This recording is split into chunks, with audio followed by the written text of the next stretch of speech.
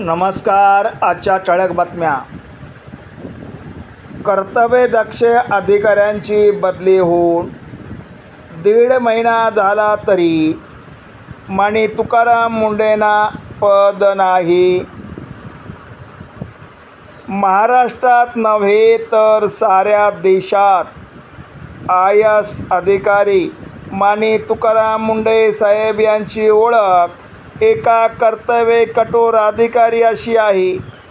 31 मार्च रोजी शासनाने त्यांची दिव्यांग विभागातून आपत्ती व्यवस्थापन, पुनर्वसन व मदत कार्य विभागाचे सचिव म्हणून बदली केली. बदली झाली त्याला उद्या 1.5 महिन्याचा कालावधी होत आहे.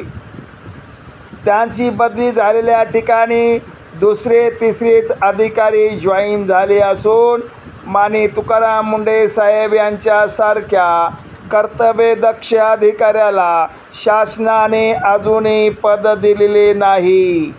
एवढ्या चांगल्या अधिकाऱ्याला जबाबदारीने न देता घरी बसून पगार द्यायला शासनाला परवडतेच कसे, असा प्रश्न देशभरातील सामान्य माणसाला पडला आहे. कर्तव्यदक्ष चांगले कार्य करणाऱ्या अधिकाऱ्याला घरी का बसवले? चांगल्या काम करणाऱ्या अधिकाऱ्यांना साईड पोस्ट किंवा पदच नाही असे का? IAS अधिकारी मान्य तुकाराम मुंढे असतील की सुनील केंद्रेकर अथवा TN शेषन, सत्ता कोणत्याही पक्षाची असो, चांगल्या गुणवंत आणि लोकांची चोख कामे करून लोकप्रिय झालेले अधिकारी कुठल्या सरकारला नकोशे वाटतात काय? काँग्रेसच्या सत्ता काळात टिया सेशन, किरण बेदी अशा अधिकाऱ्यांना खूप त्रास झाला. आज भाजप सरकारच्या काळातही परिस्थिती बदललेली नाही. सरकारे बदलली परंतु लोकांना थेट न्याय देणारी, प्रसंगी मंत्र्याच्या दुकानदाऱ्या बंद करणारे अधिकारी कुठल्या सरकारला मधील भ्रष्टाचाराला आवडत नाहीत, हेच या ठिकाणी खरे वाटते. मायबाप सरकारला भ्रष्टाचार नको की हवा? जनतेने खूप मोठ्या विश्वासाने निवडून दिल्यानंतर लोकप्रतिनिधी, आमदार असो खासदार बनतात आणि पुढे तेच मंत्री होतात.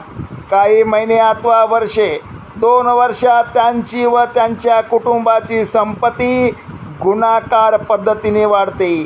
हेच नेते जेव्हा त्यांच्या खात्यात, विभागात अथवा जिल्हा तालुक्यात तुकाराम मुंढे साहेब यांच्यासारख्या कर्तव्य कठोर अधिकारी येतात तेव्हा त्यांना कर्तव्यदक्ष अधिकाऱ्यांचा विटाळ चंडाळ वाटू लागतो. या परिस्थितीत मायबाप सरकारला भ्रष्टाचार हवा की नको हे त्यांनी स्पष्ट सांगायला हवे. खरेच नको असेल तर तुकाराम मुंढे यांच्यासारख्या अधिकाऱ्याला प्रचंड ताकदीने काम करण्याचे बळ द्यायला हवे होते. सन 2005 साली माननीय तुकाराम मुंढे हे देशात 20व्या क्रमांकाने UPSC परीक्षा उत्तीर्ण होऊन IAS अधिकारी बनले. त्यांना पहिली नियुक्ती सोलापूर येथे मिळाली, परंतु त्यांच्या कर्तव्य कठोरतेमुळे काही महिन्यातच धरणी आदिवासी भागात प्रकल्प अधिकारी म्हणून त्यांची बदली करण्यात आली. तेथून नांदेड येथे सहाय्यक जिल्हाधिकारी तर सन 2028 मध्ये नागपूर जिल्हा परिषदेचे मुख्य कार्यकारी अधिकारी म्हणून नियुक्ती करण्यात आले. निवडीच्या पहिल्याच दिवशी माननीय तुकाराम मुंढे यांनी काही शाळांना भेटी दिल्या. यावेळी अनेक शिक्षक गैरहजर आढळून आले. दुसऱ्याच दिवशी त्या साऱ्या गैरहजर शिक्षकांना निलंबित केली. या कारवाईने नागपूरमध्ये 12 ते 15% असलेले शिक्षक व कर्मचाऱ्याच्या गैरहजेरीचे परिणाम ते 2% आले.